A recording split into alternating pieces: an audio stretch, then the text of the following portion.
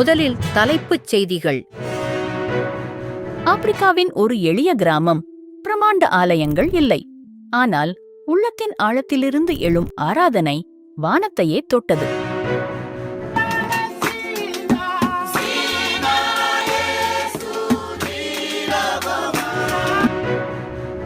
இதை குறித்து ஒரு தகவல், இனி விரிவான செய்திகள். ஆராதனை என்றவுடன் நமது மனக்கண்களில் என்ன தோன்றுகிறது? ஒருவேளை இப்படியும் தோன்றலாம்.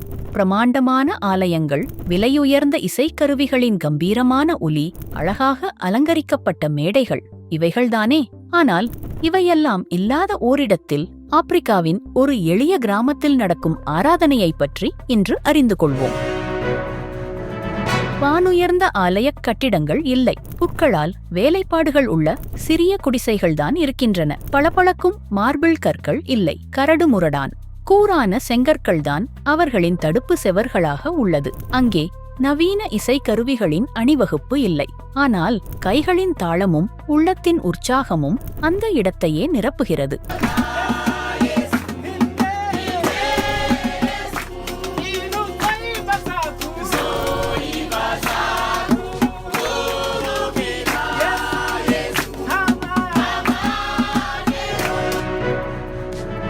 வறுமையின் பிடியில் அவர்கள் இருக்கலாம், வசதிகள் குறைவாக இருக்கலாம், ஆனால் அவர்களின் ஆராதனையில் ஒரு துளி கூட குறைவில்லை.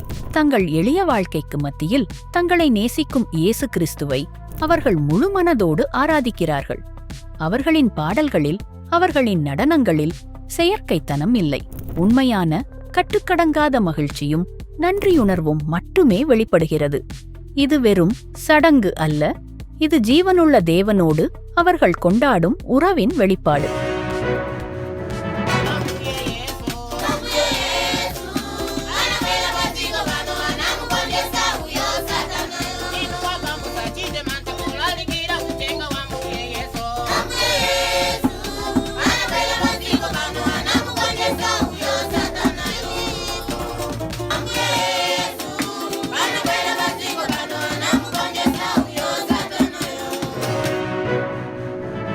இந்த அற்புதமான ஆராதனை நமக்கு ஒரு ஆழமான பாடத்தை கற்றுக் கொடுக்கிறது. உண்மையான ஆராதனைக்கு ஆடம்பரங்கள் ஒருபோதும் தேவையில்லை. அது நமது சூழ்நிலையை சார்ந்தது அல்ல, அது நமது உள்ளத்தின் ஆழத்தை பொறுத்தது. தேவன் நமது கட்டிடங்களை பார்ப்பதில்லை, அவர் நமது இருதயத்தையே பார்க்கிறார். இந்த மக்கள் தங்களிடம் உள்ளதைக் கொண்டு தங்களின் முழு பலத்தோடு தேவனை மகிமைப்படுத்துகிறார்கள். இதுவே உண்மையான ஆராதனை. இதைத்தான் வேதாகமம் இவ்வாறு கூறுகிறது: தேவன் ஆவியாயிருக்கிறார், அவரை தொழுது கொள்ளுகிறவர்கள் ஆவியோடும் உண்மையோடும் அவரை தொழுது கொள்ள வேண்டும். நன்றி.